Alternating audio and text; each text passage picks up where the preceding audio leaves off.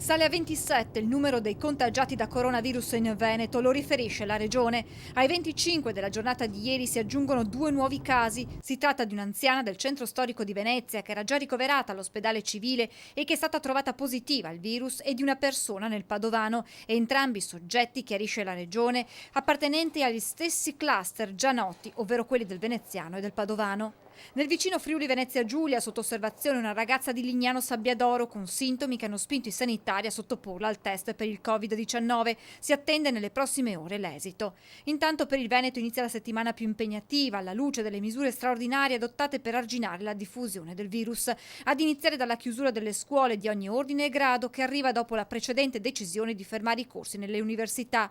Stop anche ai viaggi di istruzione, poi sospese tutte le manifestazioni, chiusi i musei, limitate anche le visite ai pazienti ricoverati in ospedale, preferibilmente una persona al giorno.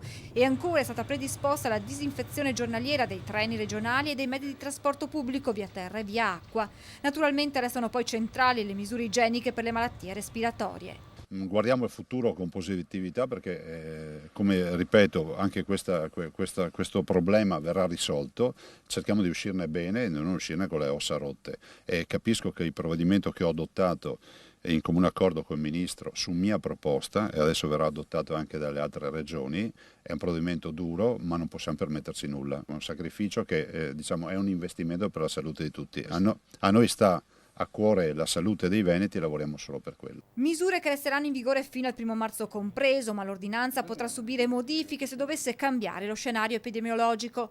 Non escludo di rinnovare il provvedimento se necessario, senza esitazione. Il comitato scientifico sta valutando ogni scenario, ma ogni giorno si aprono nuovi fronti, ha spiegato il governatore Zaia a Radio 24. Guardiamo con attenzione i dati, alcuni contagiati sono in isolamento fiduciario, ovvero in casa. L'evoluzione è fondamentale, bisogna capire se c'è una crescita esponenziale o no, ha concluso Zaia. Intanto da questa mattina alle 8 sono attivi i varchi di accesso al comune di Vo come misura per contenere la diffusione del coronavirus.